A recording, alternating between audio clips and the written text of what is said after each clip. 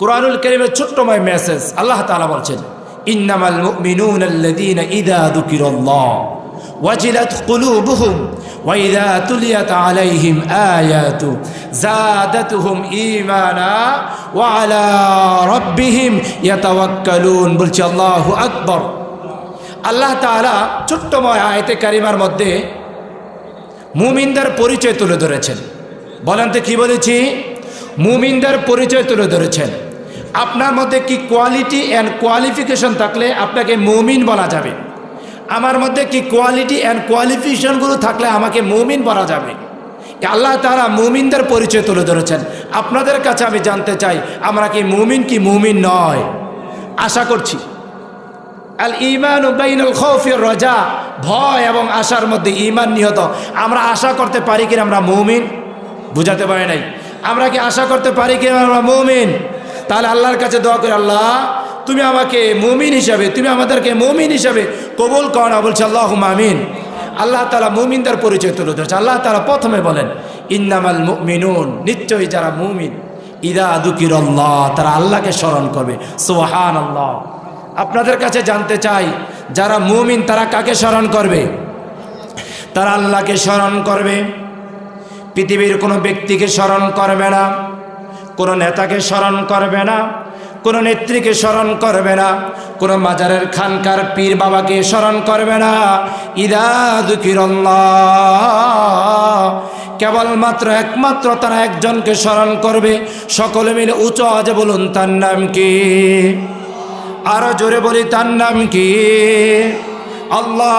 ইযা যুকিরাল্লাহ, আল্লাহকে স্মরণ করবে।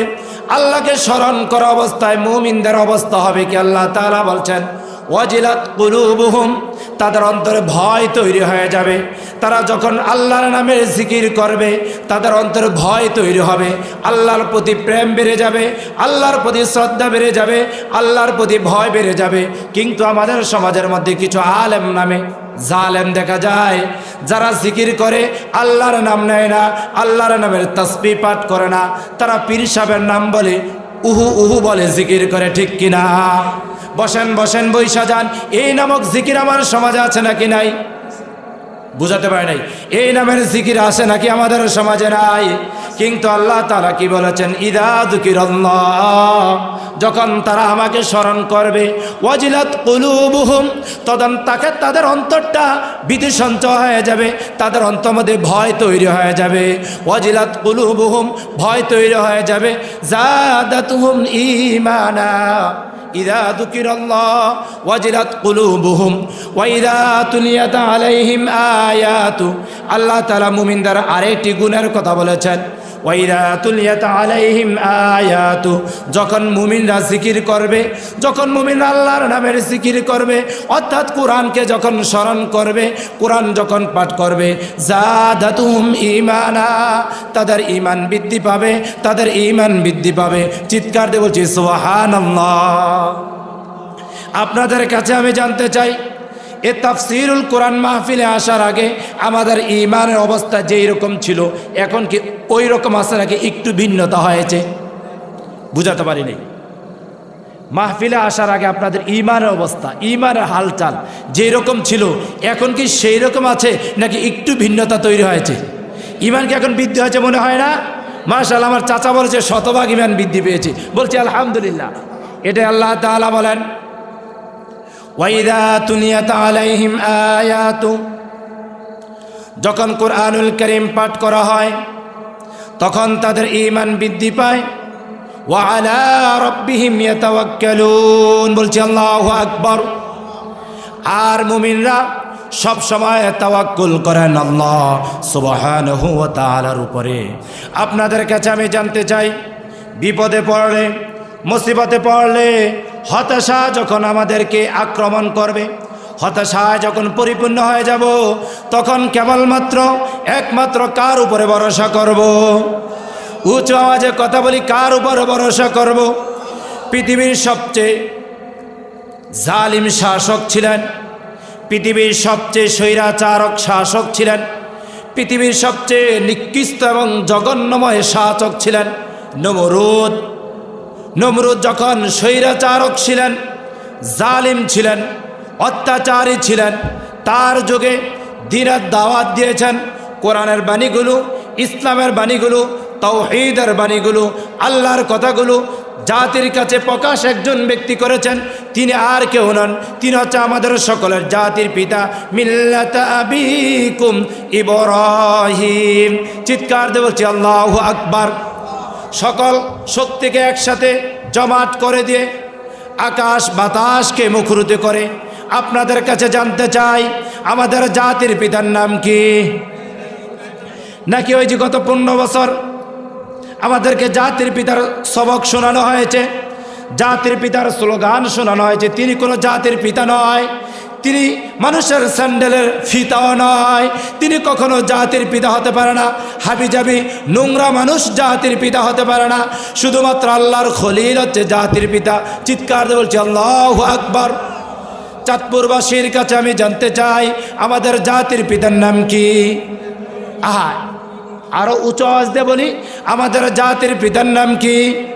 হযরত ইব্রাহিম। আবারও জানতে চাই, আমাদের জাতির পিতার নাম কি? হযরত ইব্রাহিম আলাইহিস সালাম। হযরত ইব্রাহিম আলাইহিস সালামকে যখন নমরুদ পাকড়াও করলেন, আক্রমণের জন্য আগুনের কুণ্ডলী তৈরি করলেন, আগুনের কুণ্ডলী যখন নির্মাণ কাজ শেষ হয়ে গেল, হযরত ইব্রাহিম আলাইহিস সালামকে আগুনে কুণ্ডলী ফেলার জন্য নিক্ষেপ এইমাত্র শুরু হয়ে যাবে। এই মতো হযরত জিবরাইল আলাইহিস সালাম হযরত ইব্রাহিম আলাইহিস সালামের কাছে এসে বলতেছেন, হালাকা হাজাতুনা ইয়া ইব্রাহিম। হে ইব্রাহিম, তোমার কি সমস্যা, তোমার কি প্রবলেম? আমি জিবরাইল তোমার কাছে এসেছি। হে ইব্রাহিম, তুমি আমার কাছ থেকে সাহায্য চাও, আমি জিবরাইল তোমাকে সাহায্য করব। হযরত ইব্রাহিম আলাইহিস সালাম হযরত জিবরাইলের একেবারে মুখামুখি উত্তর দিয়ে দিলেন। জিবরাইলকে পাল্টা প্রশ্ন করলেন, জিবরাইল, আমি কার জন্য এই আগুনে নিক্ষেপ হচ্ছি? কার জন্য আমি আগুনের মধ্যে আমি এখন ডুবার জন্য প্রস্তুত নিচ্ছি, তোমার কাছে জানতে চাই। তখন জিবরাইল আলাইহিস সালাম বলছেন, হে ইব্রাহিম, আর কেউ নন, যিনি আকাশের মালিক, যিনি জমিনের মালিক, যিনি গোটা কুল কায়নাতের যিনি রব, আপনি সেই রবের জন্য আপনি এইমাত্র আগুনে ঝাঁপ দেওয়ার চেষ্টা করছেন, আগুনে আপনাকে নিক্ষেপ এই মুহূর্তে করাচ্ছে। জিবরাইল বলছেন, তাহলে এখানে আমার কোনো সাহায্যের প্রয়োজন হবে কিনা? ইব্রাহিম বললেন, না, আমি যার জন্য আগুনে নিক্ষেপ হচ্ছি সে আল্লাহ আমাকে সাহায্য করবেন। বলছি সুবহানাল্লাহ। জিবরাইলকে লক্ষ্য করে আল্লাহ সুবহানাহু ওয়া তাআলা বললেন, হে জিবরাইল, তুমি চলে আসো, তুমি চলে আসো। ইব্রাহিম পরীক্ষায় ফাঁস করে ফেলেছে, শতভাগ উত্তীর্ণ হয়েছে। সাথে সাথে আল্লাহ সুবহানাহু ওয়া তাআলা কুরআনুল কারীমের মধ্যে মেসেজ কোট করা হয়েছে। আল্লাহ তাআলা আগুনের দিকে ইঙ্গিত করে ইশারা করছে, বলছেন, কুল লা ইয়া নারু কুনি বারদাও ওয়া সালামান আলা ইব্রাহিম। চিৎকার দিয়ে বলছি আল্লাহু আকবার। আল্লাহ তাআলা বলছেন, কুল লা ইয়া নারু কুনি বারদাও ওয়া সালামান আলা ইব্রাহিম। চিৎকার দিয়ে বলছি আল্লাহু আকবার। আগুনকে আল্লাহ তাআলা নির্দেশ দিলেন, হে আগুন, তুমি ইব্রাহিমের জন্য সালাম। সালাম শব্দের অর্থ শান্তি। কেমন শান্তি? এমন শান্তি। হযরত ইব্রাহিম আলাইহিস সালাম আগুনে যত সময় ছিলেন 3টি মত পাওয়া যায়। মুফাসসিরে কেরামরা বলেছেন, হযরত ইব্রাহিম আলাইহিস সালাম 7 দিন আগুনে ছিলেন। কতদিন?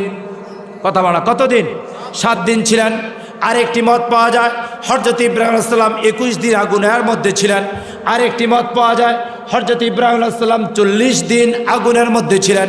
হযরত ইব্রাহিম আলাইহিস সালাম যখন আগুনের কুণ্ডলী থেকে মুক্তি পেলেন, কুল লা ইয়া নারু কুনি বারদাও ওয়া সালামান আলা ইব্রাহিম।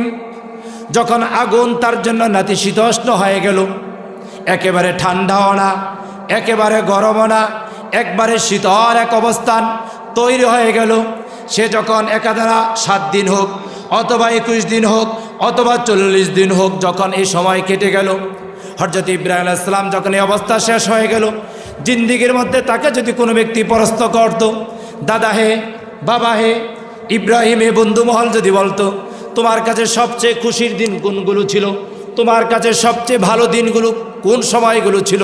হযরত ইব্রাহিম বলতেন, আমি ওই নমরুদের আগুনের কুণ্ডলীর মধ্যে যতদিন ছিলাম সবচেয়ে আমার কাছে শ্রেষ্ঠ দিন এবং আরামদায়ক দিনগুলো মনে হয়েছিল ওই দিনগুলো। চিৎকার দিয়ে বলছি সুবহানাল্লাহ।